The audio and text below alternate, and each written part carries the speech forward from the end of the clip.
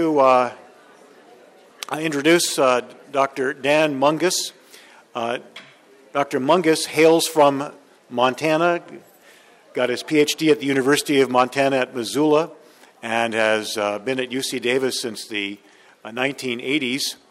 Dan is the Associate Director of the UC Davis Alzheimer Disease Research Center, has been a prolific researcher, and is a neuropsychologist, and not only for patients with cognitive disorders, but I guess of any age, right, Dan, still?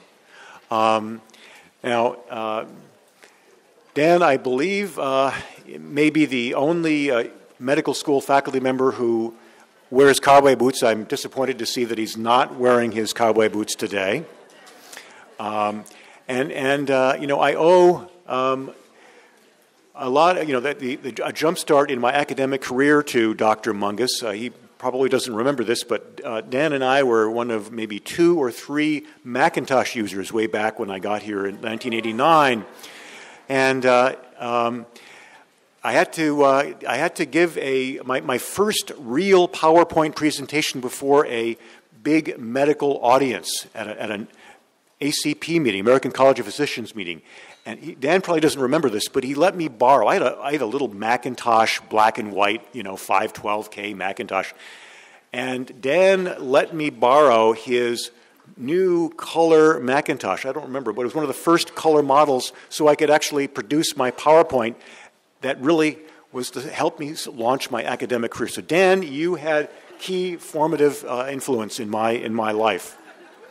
So with that, I'm going to let Dan come and help you untangle the tau protein and discover what is new in the treatments and diagnosis of Alzheimer disease.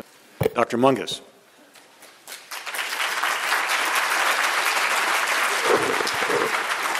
Thank you, Calvin. Wow, cowboy boots, first color Macintosh. That makes me feel like I've been here for a long time, which I have.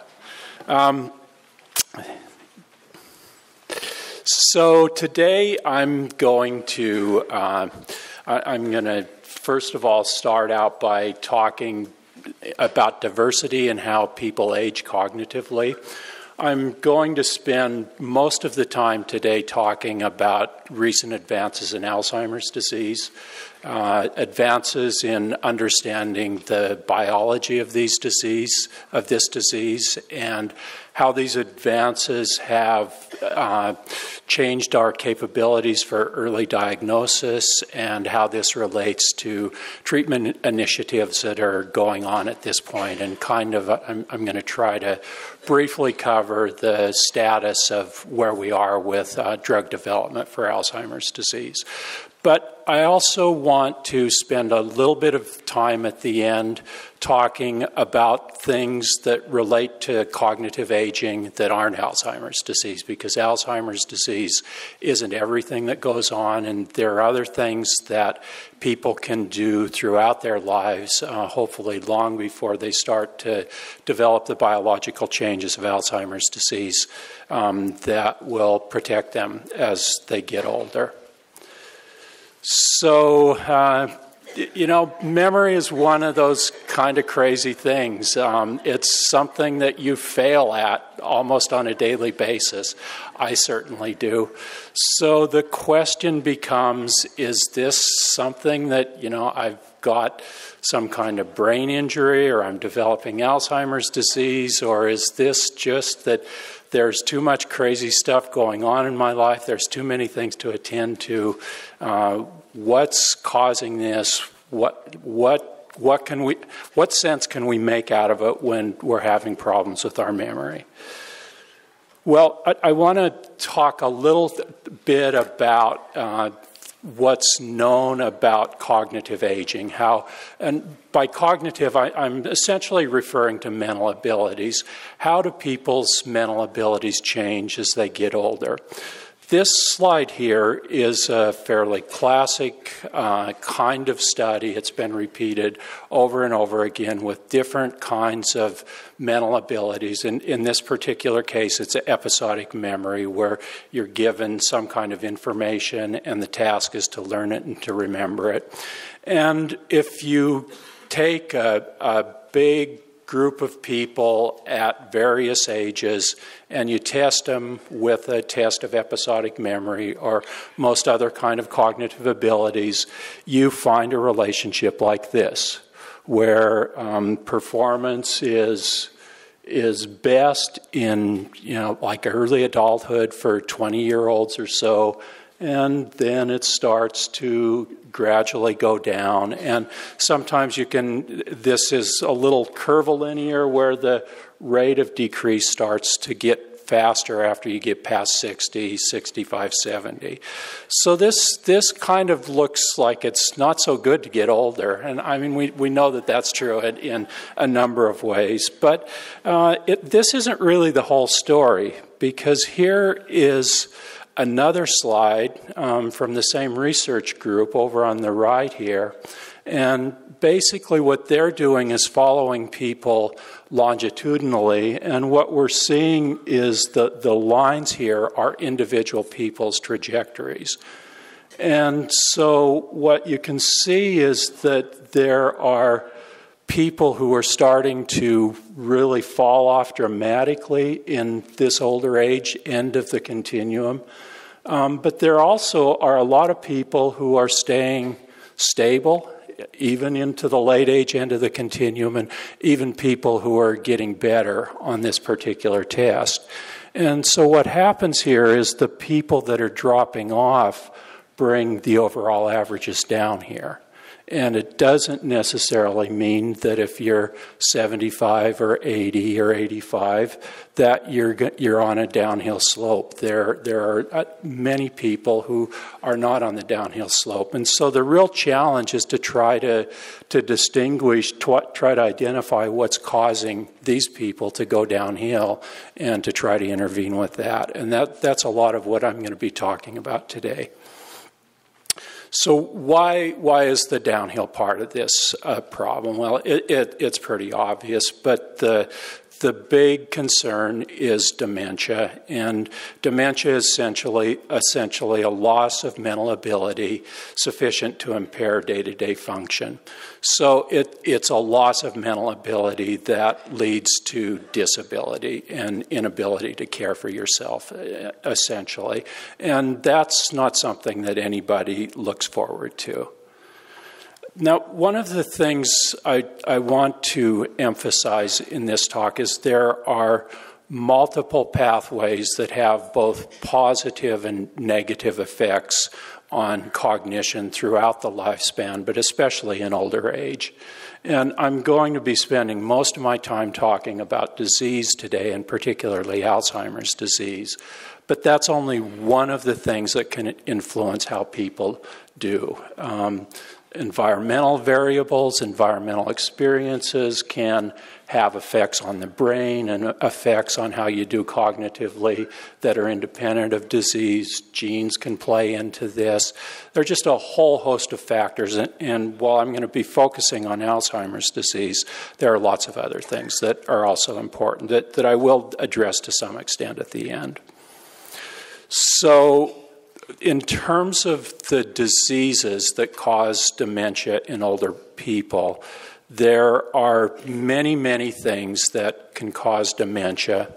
Many of those are degenerative diseases, and the most common and the most prevalent of the degenerative diseases is Alzheimer's disease. But the other degenerative conditions that can cause cognitive impairment are cerebrovascular disease, Lewy body disease, frontal temporal degeneration, Parkinson's disease, as well as a number of other things. But I'm going to focus today in the time that I have primarily on Alzheimer's disease. So what is Alzheimer's disease? It's a progressive neurodegenerative disease and the most common cause of age-related dementia. The dementia syndrome is a result of loss of brain cells and synapses. And basically, this is an important point. All of the degenerative diseases, the reason that they cause cognitive impairment and disability is that they may have different mechanisms, but they decrease the number of brain cells and they also decrease the number of connections between those brain cells. So they, essentially take the hardware in the brain that's used for processing information and degrade it to an important extent.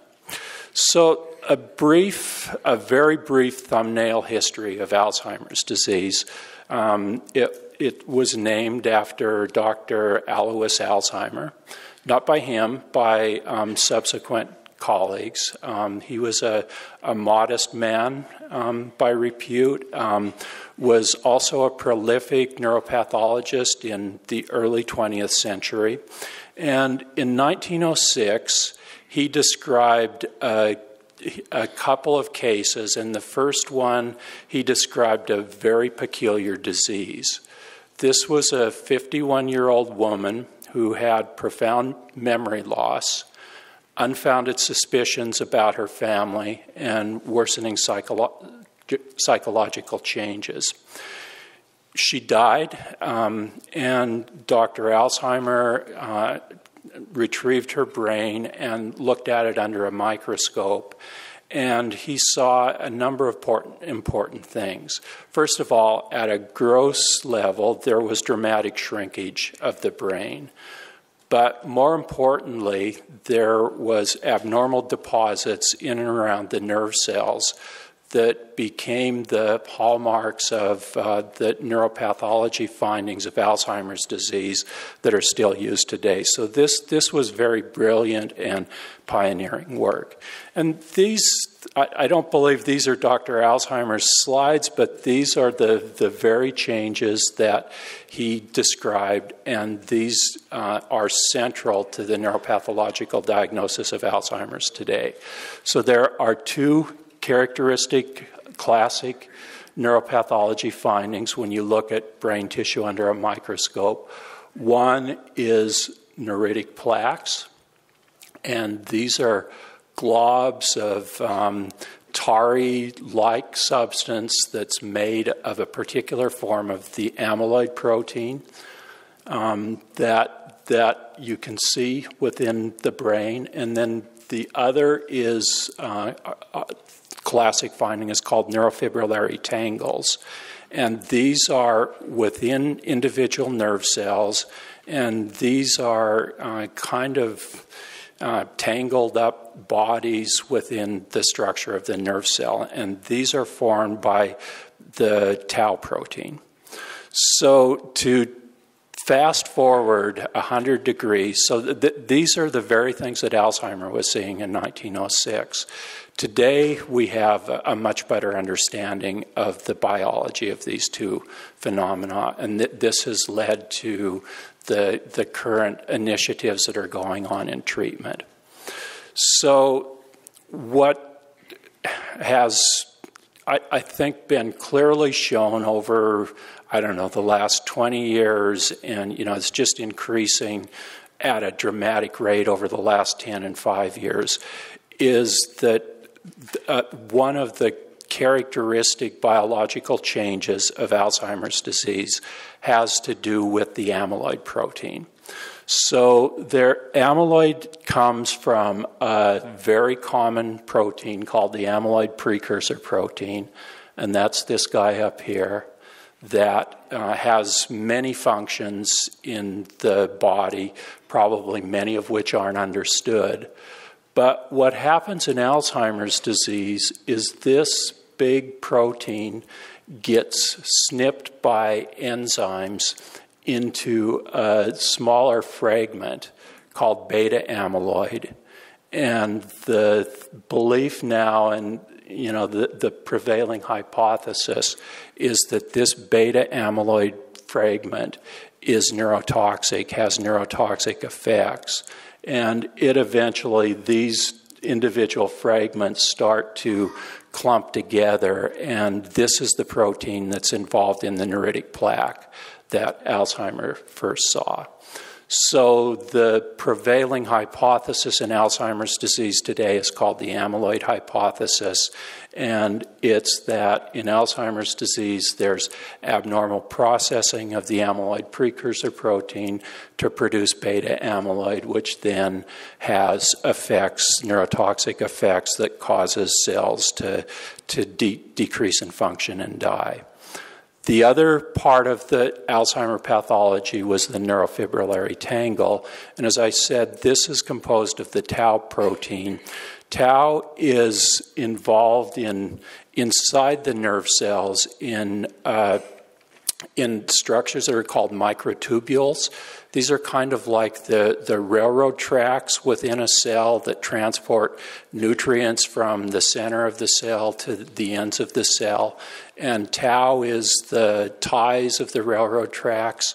And the picture that seems to be happening is as the cell is affected by the neurotoxic effects of the amyloid, this is manifested in the tau protein starting to disintegrate. The microtubules get all tangled up, and this forms the neurofibrillary tangles. And so this slide, this is from a paper that was published in 2010. Pretty much any meeting on Alzheimer's disease that you go to since this slide came out shows pretty much every talk has, if not this actual slide, some improved or modified version of it. This is kind of like the grand unifying theory of Alzheimer's disease today. And it basically suggests that the first biological change that occurs in Alzheimer's disease is that there starts to develop an increase of the beta amyloid protein. This is followed by some time, I can't really. Okay, the beta amyloid leads to changes in tau. And the changes in tau lead to cell death, and that leads to changes in brain structure and brain function. And as you get out to this end of the continuum, you start to see changes in cognition, like memory, and finally you start to see changes in everyday function, ability to care for oneself. Now, the important point about this slide is that one of the really critical things is this hypothesis is basically that the changes in amyloid are driving all of the downstream changes. And a lot of the modern treatments that are under investigation at this point are trying to deal with the amyloid. Another important implication of this is that, and this is just a conceptual model, this isn't empirical data, but the idea is that there are amyloid changes that occur years before there are clinical symptoms of Alzheimer's disease. And there is developing data on this that suggests that some of these changes in amyloid in the brain may be occurring 10, even 15 years on average before you first start to see the first signs of Alzheimer's disease, the first clinical signs. So what does all of this mean for the diagnosis of Alzheimer's disease? Well, classically, the definitive diagnosis of Alzheimer's disease occurs with a clinical history of dementia in conjunction with pathological evidence of neuritic plaques and neurofibrillary tangles in the cortical areas of the brain. And so, to some extent, even up till now, or up until the last few years, To truly know somebody has had Alzheimer's disease, you have to actually look at the brain, which you can't do until the person has died. But recent advances in how we measure what's going on within the brain holds promise for being able to make a definitive diagnosis of the Alzheimer's biological changes before death. And this, is, I will talk about as we go on, is going to be especially important as effective treatments become available that can actually change the course of the pathology. So in particular, there are new diagnostic criteria for Alzheimer's disease that have come out just in the last few years. And something that's new is a concept called preclinical Alzheimer's disease. And this means that the biological changes are present, but the patient is not yet displaying symptoms. Then there's a disorder or a syndrome called mild cognitive impairment, MCI. And this has been around for 20 years. There's been a lot of interest in this. The patient has cognitive symptoms that go along with early Alzheimer's disease, typically memory loss, but still functions relatively well independently. And then the third stage is Alzheimer's dementia, and in this case, the patient has both the cognitive and functional impairments that go along with Alzheimer's disease as we understood it for a long time. The early diagnosis has been facilitated by biomarkers, imaging methods, and other kinds of new methods for measuring what's going on within the brain. And I'm going to talk a little bit about structural imaging with the MRI, PET scanning, amyloid imaging. This is a big thing that's been available for about 10 years now. The first studies came out about 10 years ago, and cerebrospinal fluid examination from a lumbar puncture. So in terms of the brain structure changes, Alzheimer noted that there was dramatic shrinkage of the brain. And this slide shows two actual brains. This is a normal person. This is a person with Alzheimer's disease, and you can see that the brain is bigger here. The gyri, the rounded things are puffier. The spaces between them are smaller, and so you can see the gross differences in these two brains. And these two slides are MRI scans of a normal brain and of an atrophied brain, and you can see the ventricles here that are filled with cerebrospinal fluid are bigger, the spaces around the brain are bigger. And so, gross atrophy is one of the classic findings in Alzheimer's disease. It's certainly not specific to Alzheimer's disease. Hippocampal atrophy. The hippocampus is a structure in the medial temporal lobes of the brain, a relatively small structure, but a structure that's critical for memory, for learning and retaining new information. And this slide shows the hippocampus going through various stages from fully normal to here we've got mild decreases in hippocampal volume. Here we've got moderate decreases. It's this little guy right here. So we're seeing more cerebrospinal fluid surrounding it. And this shows fairly severe hippocampal atrophy. PET scanning, brain metabolism, another fairly reliable indicator of Alzheimer's disease, even at early stages, are decrease in glucose metabolism in specific regions of the brain. And in this scan, this is a color scale where brighter colors, the reds and yellows and whites, hot colors, indicate a lot of metabolism. The greens and blues indicate lowered metabolism. And what you would like to see is the temporal lobes here should be showing red, like the occipital lobes back here, but they're not. So this is showing temporal lobe hypometabolism, which is common in Alzheimer's disease, and this is showing hypometabolism in the parietal lobes, which is also an early finding. Amyloid imaging, as I said, came on the scene about 10 years ago, and this has actually made a huge difference in Alzheimer's research because now we can know that this beta amyloid protein is present in the brain in abnormal amounts without actually having brain tissue to look at under a microscope. So on the left here, where we have an amyloid imaging scan, this is with Pittsburgh Imaging Compound B. For what's that worth? That's worth. It's called PIB, PIB scan, and basically the scan lights up if in the presence of the amyloid plaques. And so in a normal person, you're seeing very little lighting up.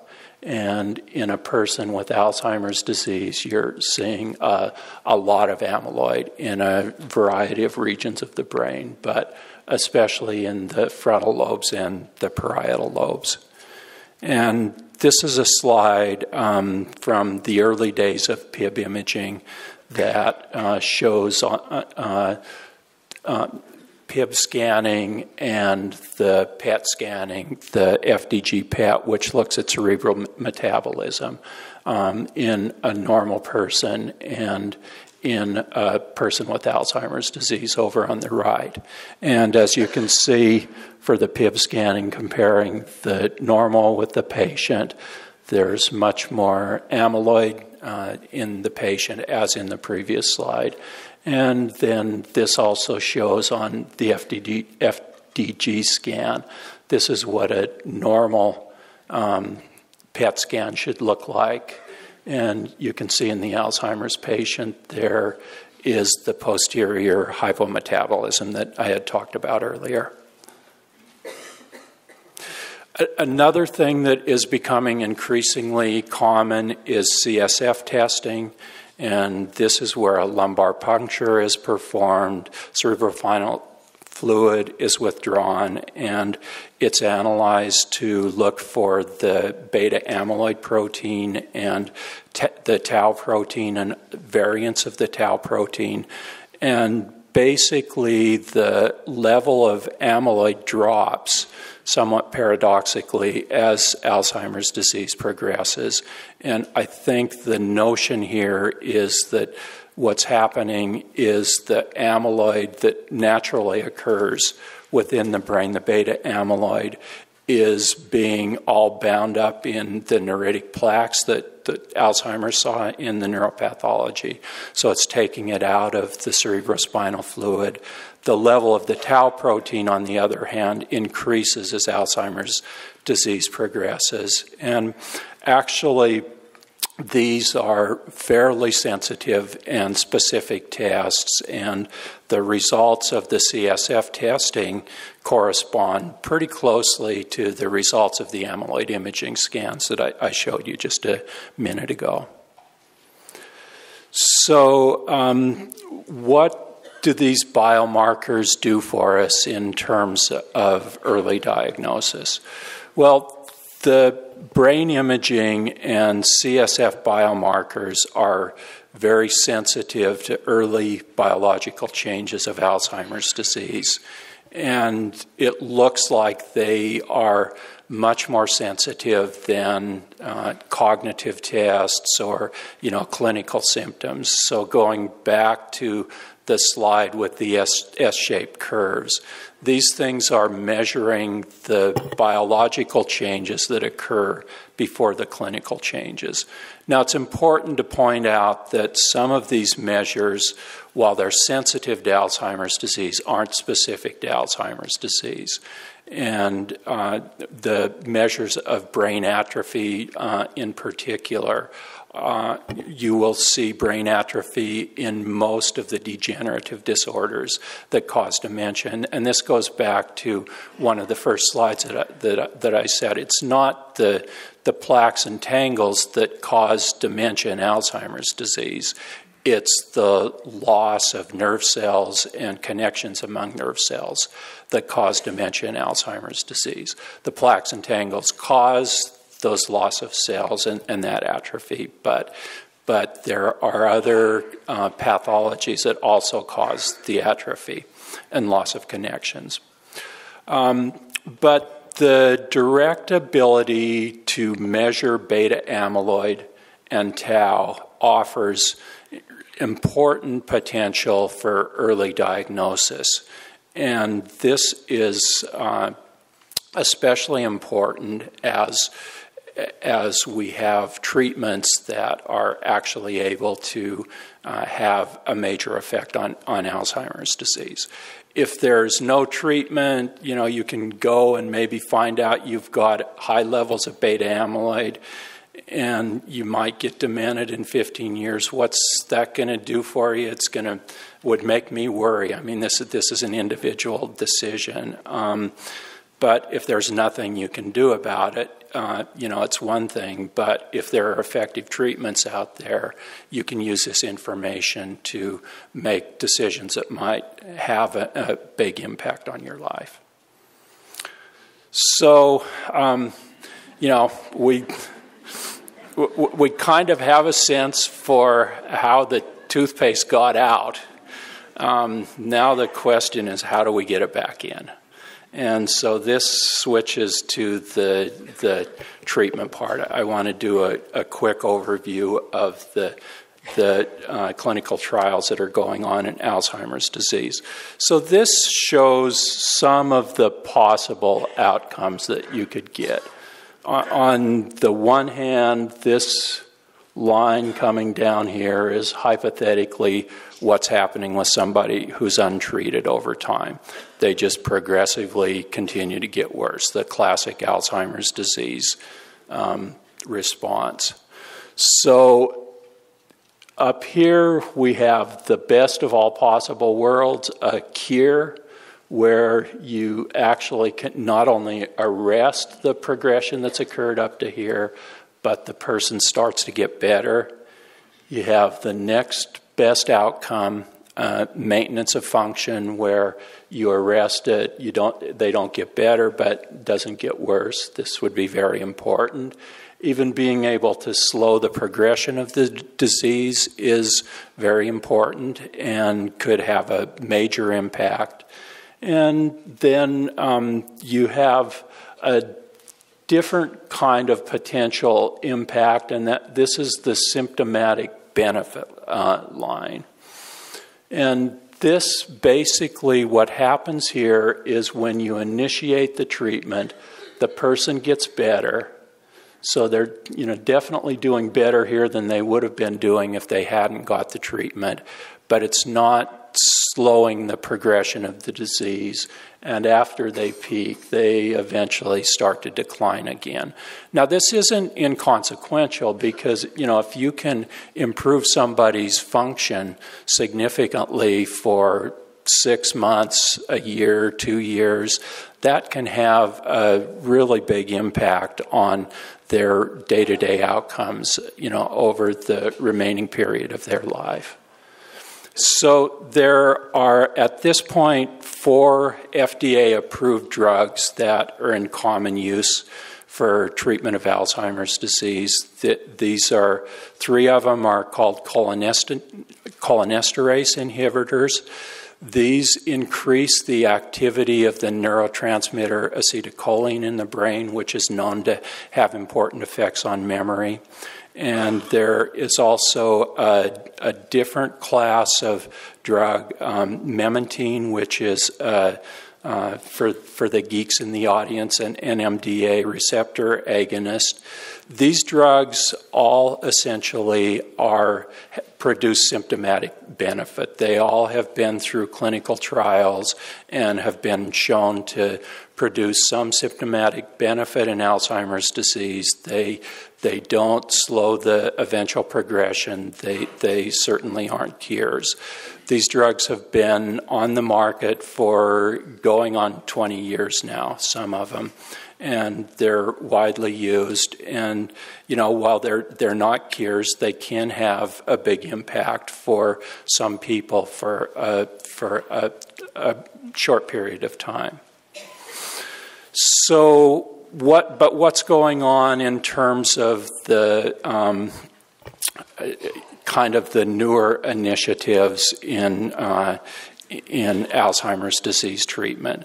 So this model basically is a little bit complicated, but it's another version of the amyloid cascade hypothesis that I talked about earlier, where you start out with the APP protein, it gets cleaved into beta amyloid by different enzymes, the secretase enzymes. This results in the beta amyloid, and the beta amyloid has some kind of neurotoxic effects on cells that can be as a result of inflammation, oxidation, other kinds of excitotoxicity, other kinds of events that are going on within the cell, and it eventually leads to neuron death. The main point here is that there are drugs that are targeting each of these steps in this process that are in development at this point in time. And I think another important point about this is that the slide I just showed you with the anticholinesterase inhibitors, those drugs were based upon models, scientific models of Alzheimer's disease from the 1970s and 1980s, and they made their way into production in the 1990s.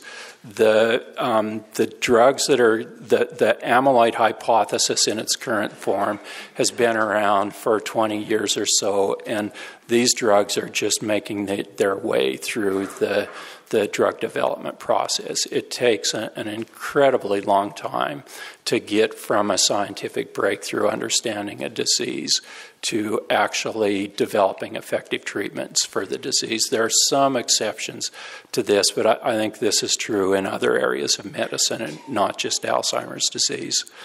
So a lot of information on this slide, but a simple message, and it's just what I said. There are a number of different targets, a number of different kinds of drugs that are in the development pipeline that are looking at all of the stages in the amyloid cascade hypothesis that I just described. But as I alluded to earlier, development of drugs for Alzheimer's disease is very, very difficult. And it's been fraught with a lot of hope at various stages and a lot of failed clinical trials. 10 years ago, I remember thinking, fairly confidently that there was a good chance that we would have an effective treatment for Alzheimer's disease in 5 years. Didn't happen. 5 years ago, I think people were even more confident. There were new, drugs that were antibodies to the beta amyloid that were coming on the scene that looked really, really promising. From animal models and from human preclinical studies. It hasn't happened to date. And in fact, some of these things have failed dramatically. So where does this put us in terms of where the field is going today?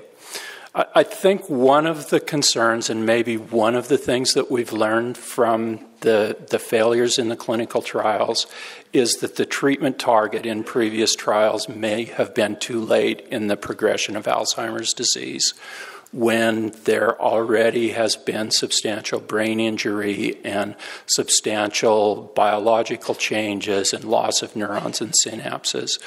And as a result of that, there's increased interest in targeting preclinical stages of Alzheimer's disease before symptoms are present. And here's where we get back to early diagnosis. If you go out and take everybody and give them one of these drugs, well, these drugs have potential toxicities. So on a grand population basis, you may be doing much more harm by treating people who are asymptomatic, who aren't going to get the disease anyway, than you're doing benefits. So it's really important to be able to identify who, from the biomarkers, from the early diagnosis, who might be likely to respond to the drug. And probably the best example, the best hope for where the field is going is a study. This is a large collaborative study that's called the Alzheimer's Prevention Initiative, and it's working with an extended family in Colombia who has a very aggressive familial genetic form of inherited Alzheimer's disease. This family has been studied. It's a large family. There's, I think, over 5,000 people in the family. And basically, this is an autosomal dominant disorder. If you have the disease and you live long enough, which in many cases is 40s or 50s, you will get Alzheimer's disease. It's not a question of if, it's a question of when. And so basically, the idea is that they're going in and they're doing a clinical trial with people in this family in which they're going to use one of these antibodies that target the beta amyloid protein. But they're going to be applying it to individuals who are pre-symptomatic. But because it's a genetic disorder, the researchers can, establish before the trial begins who has the gene and who doesn't have the gene. So if if this approach to treatment is going to work, is going to be able to stop the progression of Alzheimer's disease before it hits symptomatic stages, this is the place where it's going to happen. So there's a lot of effort, a lot of interest, a lot of money being put into this. You may have seen last year where the Obama administration had released, $30-40 million for Alzheimer's disease research. Most of it has gone into this study. It's just starting now, and I think the results will be very telling. But I want to come back to the idea that cognitive decline is multiply determined. I've been talking about Alzheimer's disease. It's obviously very important, but there are other things that cause cognitive decline. Some of those things I can do something about it in my life. You all can do something about it in your life. And I think particularly the younger you are, the more time it gives you to develop good habits that are going to have good effects in late life. So I'll try to make that case. So one of the things that we know can make Alzheimer's disease worse is cerebrovascular disease. This is just a simple slide showing the probability of having dementia as a function of severity of Alzheimer's disease neuropathology findings. This is in a study of people whose brains have been examined after they've come to autopsy. And this is a group that doesn't have strokes. The red line is a group that has strokes. So if you have a stroke in addition to Alzheimer's disease, it dramatically increases your likelihood of having dementia.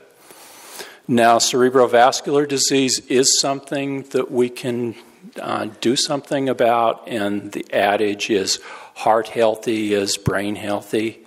And so, these are things that we've known about for years, lowering lipids in the bloodstream, lowering the bad cholesterol, the LDL cholesterol, triglycerides, raising the HDL cholesterol, the good cholesterol, this is good for you, controlling diabetes and blood sugar, maintaining normal blood pressure, maintaining your weight, regular exercise, and good diet.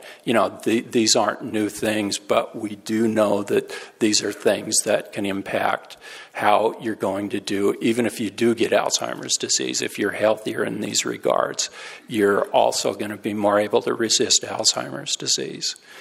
And, of course,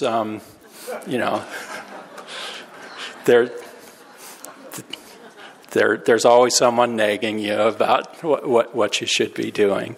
Life experiences might protect against Alzheimer's disease and cognitive decline.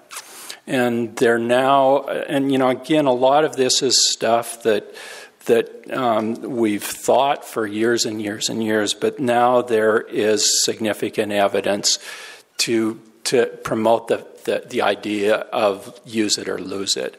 So there are scientific studies that say that social activities and involvement can be protective against cognitive decline. Mental stimulation, being active, using your brain throughout your life is an important thing. And exercise. The exercise part of this is really interesting. There are trials going on now in which exercise is being used as an intervention to look at its effect on slowing cognitive decline. And there's a biological basis for understanding how exercise might actually even mitigate the effects of Alzheimer's disease. And we're not talking about, you have to be a marathon runner. The studies seem to be indicating that just something like brisk walking, for 30 minutes 3 times a week can have big effects on health outcomes, including things like Alzheimer's disease. So, there's always some limitations, and I guess different people have different concepts of mental stimulation and multitasking. But I just want to end by saying that brain health is a lifelong process. Early life experiences can affect late life cognitive and functional ability in important ways. And if you wait until you've been diagnosed with a disease like Alzheimer's disease or even mild cognitive impairment, it may be beyond the time where you can have a big impact on that disease with intervention. So it's important to start doing things early in your life before you get to those risk stages. But the caveat to that is it's never too late to do things to promote brain health. And with that, I will stop.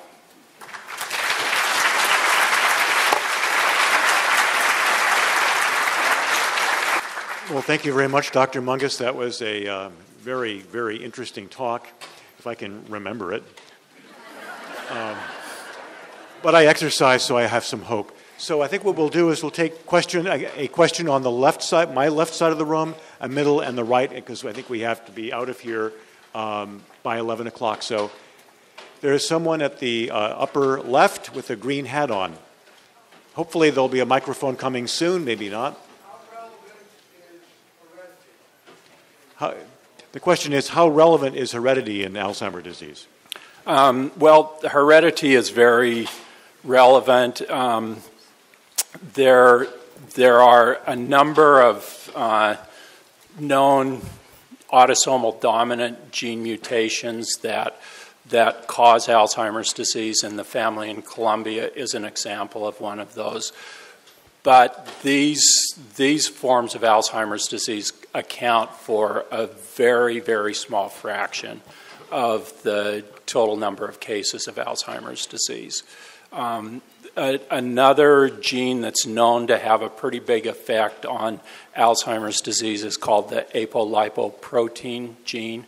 And there's a particular variant of this that increases your risk for Alzheimer's disease. It's not determinant, so you can have the bad ApoE, and you're probably at somewhere between 2 to 8 times the risk of Alzheimer's disease as somebody who doesn't have that variant. But it still doesn't mean that you're going to get the disease. Probably at least 50% of the cases of Alzheimer's disease that occur are called sporadic Alzheimer's disease, where there's no known genetic contribution. Now, the one thing I didn't say today is that the biggest risk factor for Alzheimer's disease is age. So if you're, unfortunately, if you die of a heart attack in your 50s, your likelihood of getting Alzheimer's disease is really, really low. I wouldn't recommend that, but the risk doubles pretty much every 5 years after the age of 60. The woman in the front, to your right. Dr. Mungas, can you please share any information about the connection of Parkinson's disease and Agent Orange? Simple answer to that, no. I probably know less about that than you do. To the front. This perhaps a lot of these are all apocryphal, but there seems to be some concern of late that statins may be responsible for some loss in cognition. Any comments on that? I realize that it was one of the cures. Statins as a loss of cognition.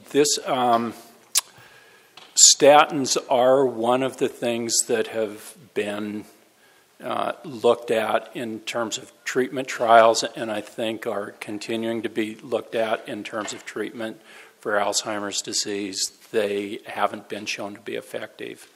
And in terms of them having negative effects, I would have to say that's not something I'm familiar with, so I can't really comment. I can make a brief comment to sort of supplement Dr. Mungas' point.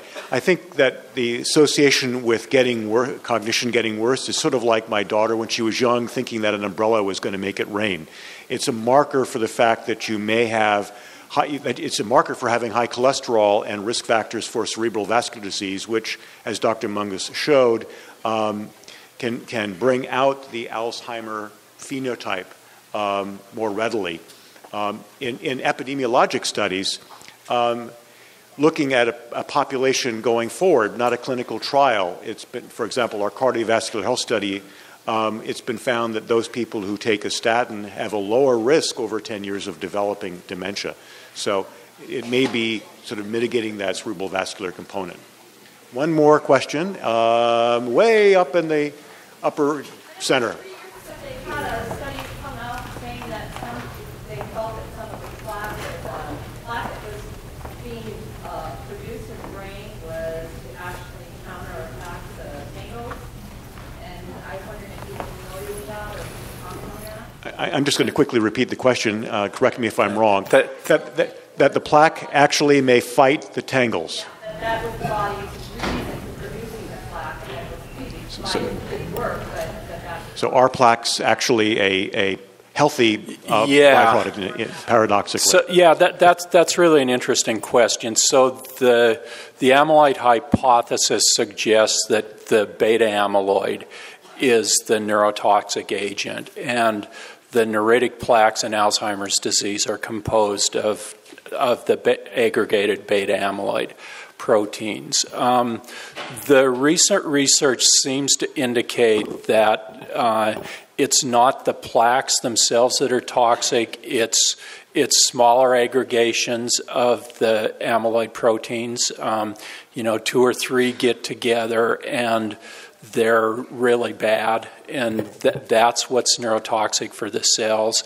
And the idea is the plaques may actually be, plaque formation may be a way in which the brain is trying to take all of those bad guys, those bad amyloid proteins, and put them in jail, I guess, protein jail.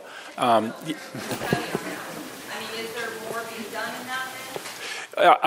I think the consensus, if there is a consensus, is that it's the oligomers that are the toxic agent, and the plaques in of themselves may not be neurotoxic. It's just like an indicator that there's been a lot of amyloid activity going on within the brain, and there's a lot of amyloid that has had to be cleaned up.